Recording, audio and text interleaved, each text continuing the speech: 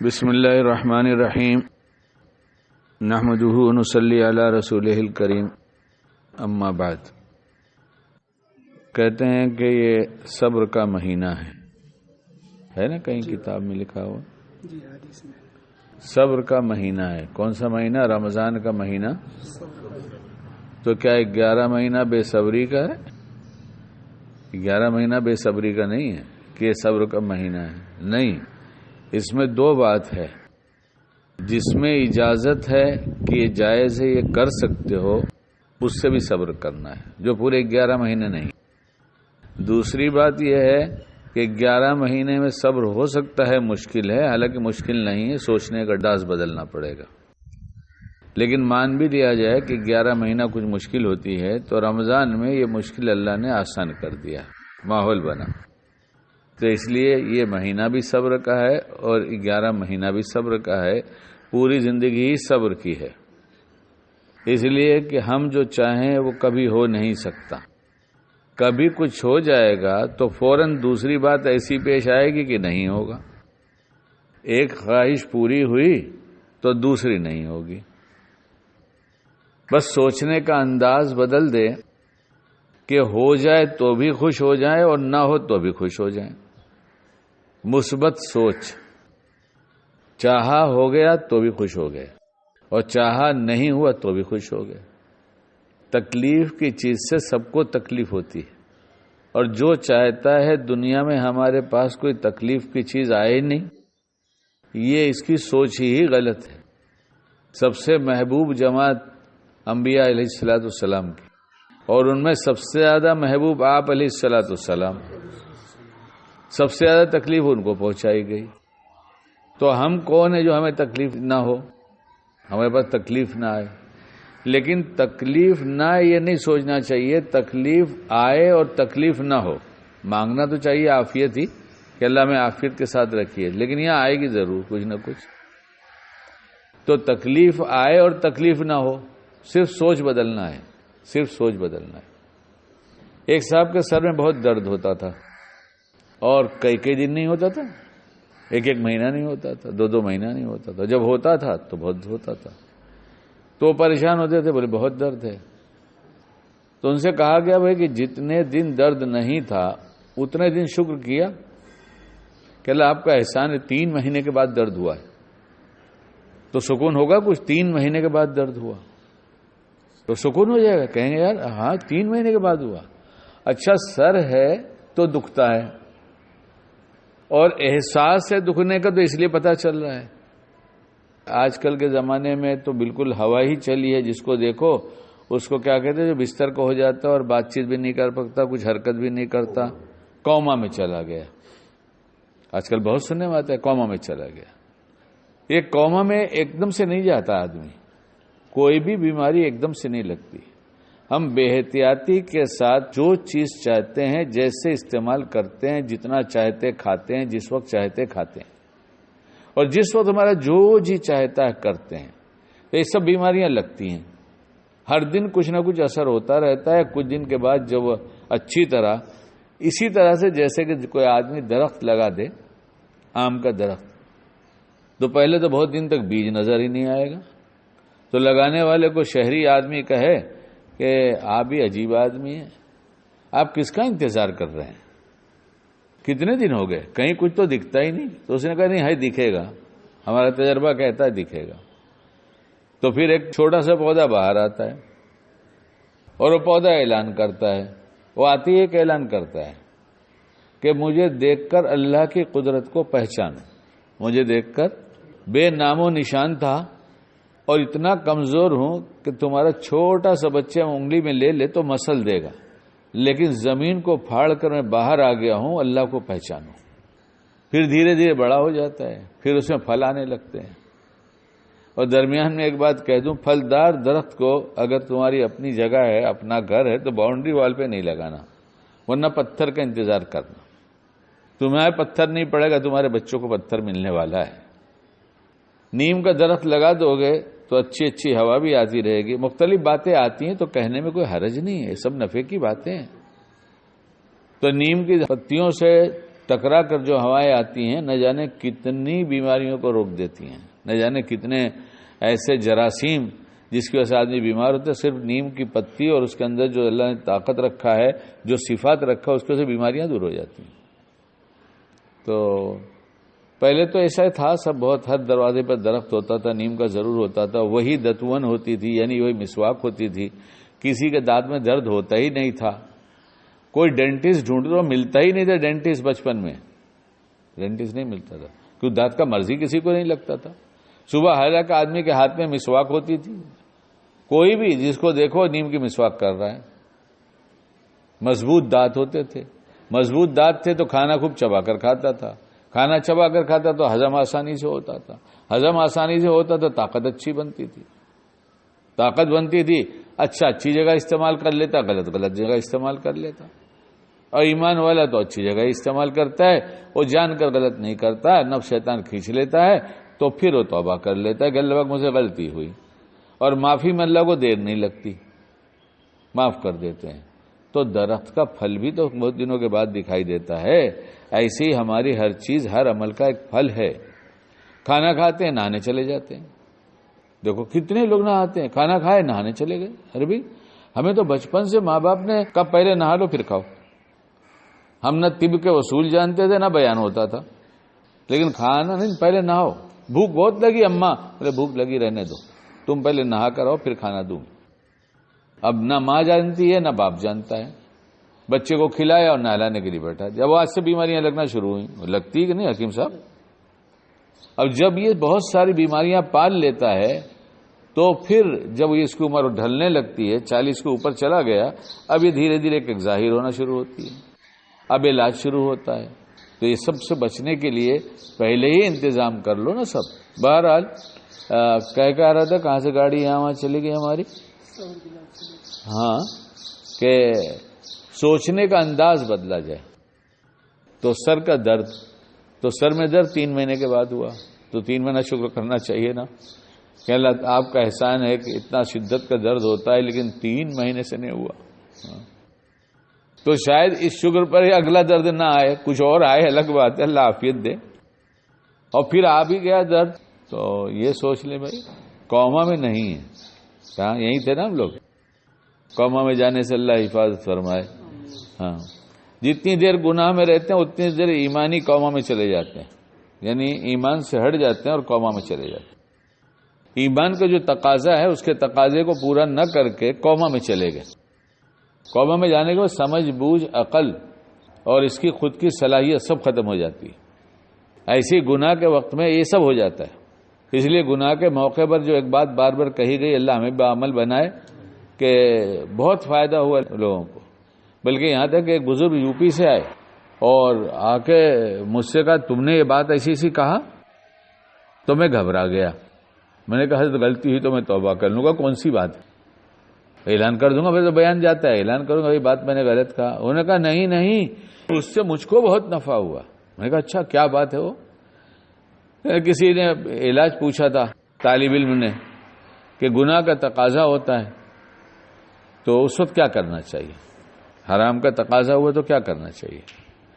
تو وہ طالب علم تھا، پڑھ رہا تھا، تو میں نے کہا بھائی تم اپنے کمرے میں سے یا جہاں بھی ہو وہاں سے اللہ کے گھر کی طرف دوڑو، مسجد ہے نا؟ کہا ہاں۔ ہم نے کہا وہاں دوڑو، تو مسجد بند ہو تو اس کی فکر مت کرو، دروازے پہ چلے جاؤ اور کہتے جاؤ اللہ پاک بچائیے، اللہ پاک بچائیے، اللہ پاک بچائیے، اور وہاں دروازے پہ جا کے کہہ دو کہ اللہ پاک میں آپ کے دروازے پہ کھڑا ہوں، آپ کے گھر کے دروازے پر، اب آپ پناہ میں نہیں لیں گے تو کب لیں گے، بچا لیں۔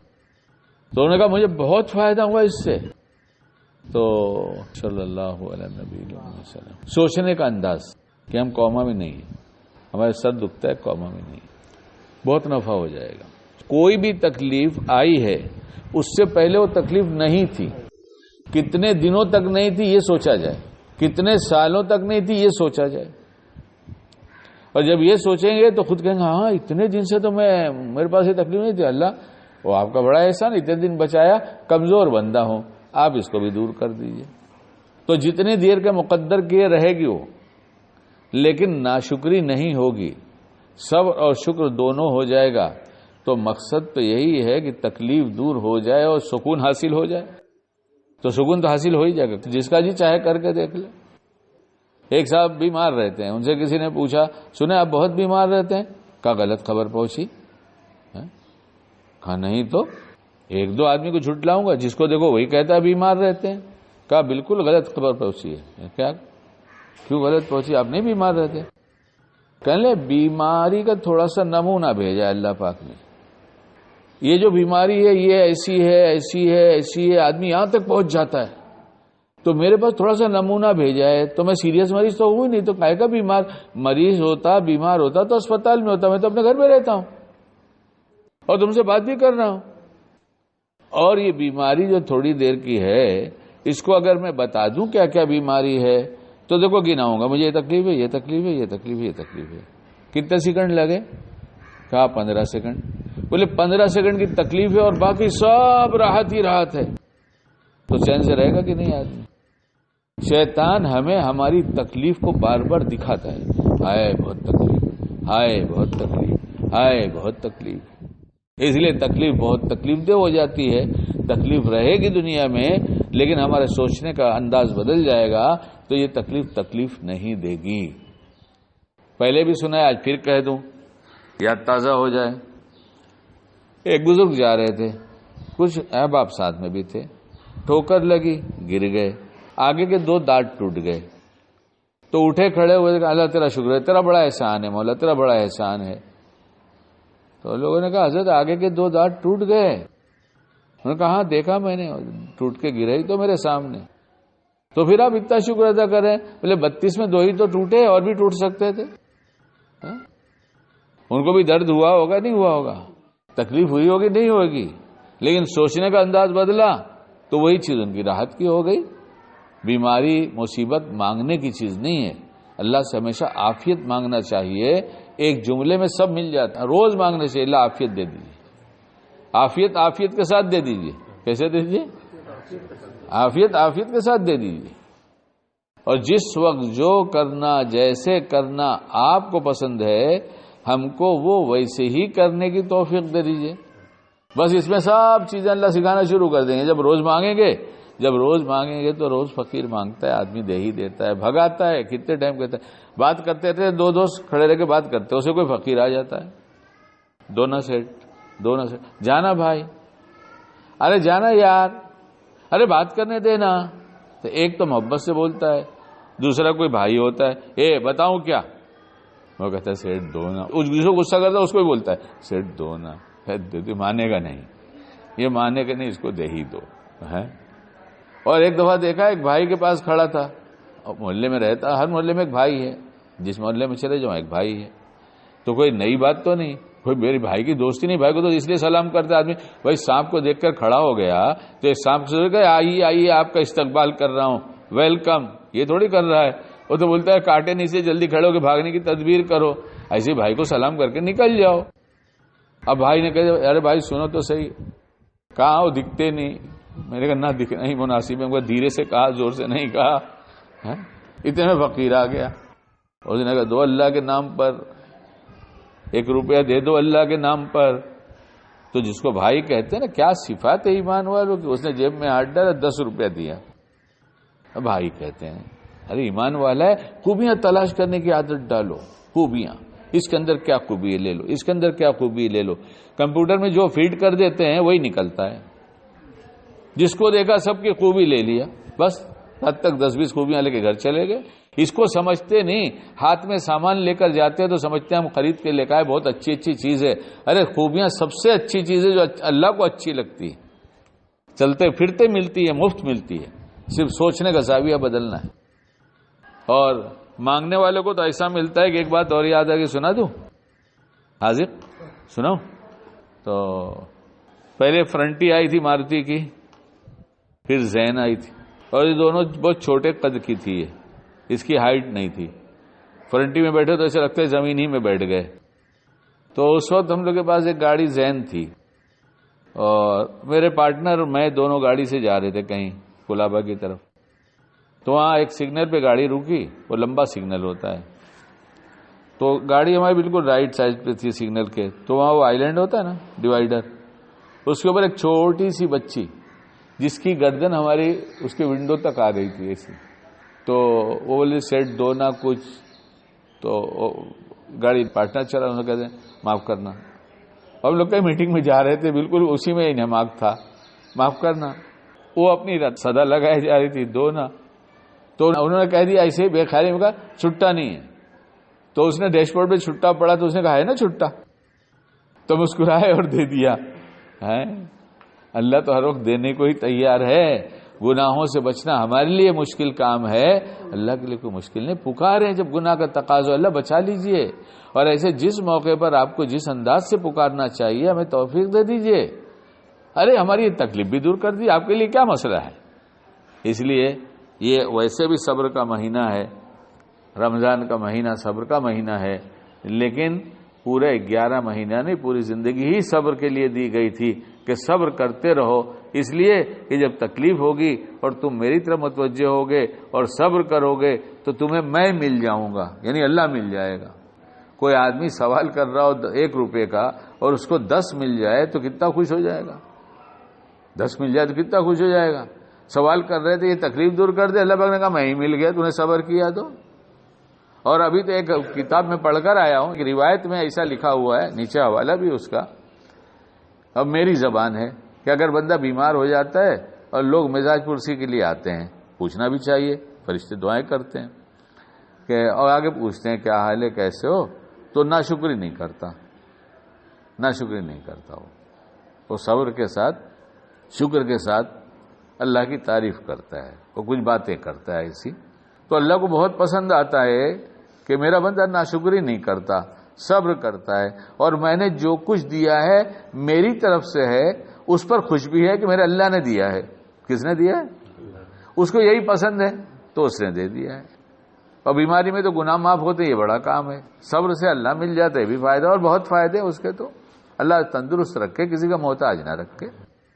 تو اس میں لکھا ہوا ہے کہ جب بندہ ایسے کرتا ہے تو اللہ تعالیٰ اس کی چمڑی کو بدل دیتے ہیں، یعنی جسم سے گناہ کیا ہوگا وہ چمڑی بدل دیتے ہیں، خون بدل دیتے ہیں، کہ گناہ کے اثرات تو ظلمت کے اثرات، شیطانی اثرات سے یہ نیا خون ڈال کے. اللہ قدرت والا ہے، ڈائلیسس میں کیا کرتے ہیں، اللہ کے لیے دیر لگتی ہے کیا خون بدلنے میں؟